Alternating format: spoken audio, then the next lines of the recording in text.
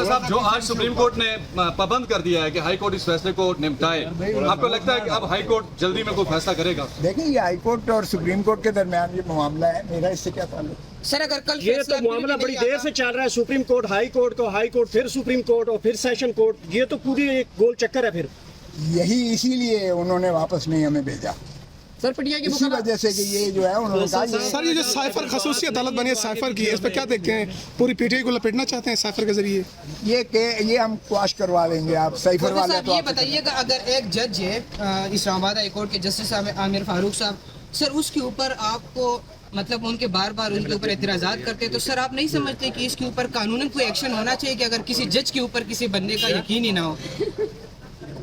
लेकिन ये तो बुनियादी एक असूल होता है कि मुनसिफ जो है उस पर एतमाद साइल और फरीकैन का होना चाहिए मुकदमे पर, ताकि इंसाफ सिर्फ होना ही नहीं चाहिए बल्कि इंसाफ होता हुआ नज़र भी आना चाहिए और सभी को मुनसिफ पर एतमाद होना चाहिए। तो ये उनकी कोर कमेटी जाने, उन्होंने कोई करारदादें की हैं।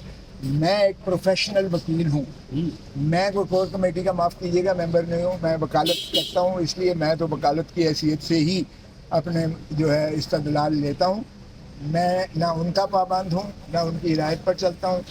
मैं मुकदमे से मुखलिस होता हूँ। मैं हमेशा साइल की जो है, जो मेरा मौक्किल होता है, मैं उसकी ईमानदारी से जो है कानून और आइन के मुताबिक। सर अगर पीटीआई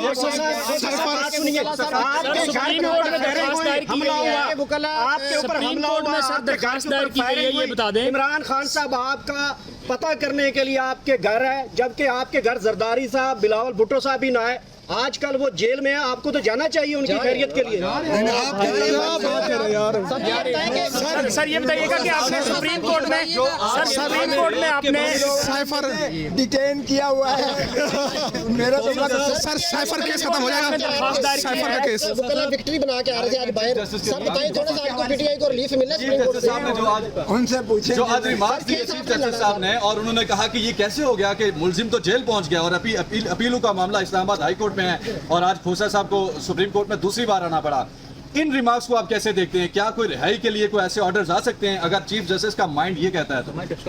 हमारी तो इस्तदाई ये कि सजा का जो है ये कलअदम है, ये गैर आईनी है, गैर कानूनी है, और हमारा इस्तदलाल ये है कि सजा बिल्कुल उसी स्टेज पर वापस जाना चाहिए मामलात जिस स्टेज पर हमारे जो है जो तहफ़्फ़ुज़ात थे कि ना उस अदालत को अख्तियार समात था, ना ही डिस्ट्रिक्ट जो इलेक्शन ऑफिसर है वो कंप्लेंट यानी इस्तग़ासा करने का वो हकदार ही नहीं था। सो ना कोई आईन कानून की नज़र में इस्तग़ासा भी मौजूद होता है और ना ही अदालत को अख्तियार समात था। इसलिए तमाम कार्रवाई जो इसकी सज़ा की पर मुंजबित हुई है, ये सारी की सारी जो है गैर आईनी, गैर कानूनी है, उसकी कोई। खोसा साहब ये बताइएगा, आपके बारे में कहा जाता है कि आप पाकिस्तान के महंगे वकील हैं। खोसा साहब, आपके बारे में कहा जाता है, आप खुद भी कहते हैं मिलियंस या बिलियंस में फीस लेते हैं। खान साहब से कितनी लिया है? पीपल्स पार्टी से आपके बारे में कहा जाता है? आप जवाब भी देने दें यार, जवाब भी देने दें सर फीस के बारे में। सर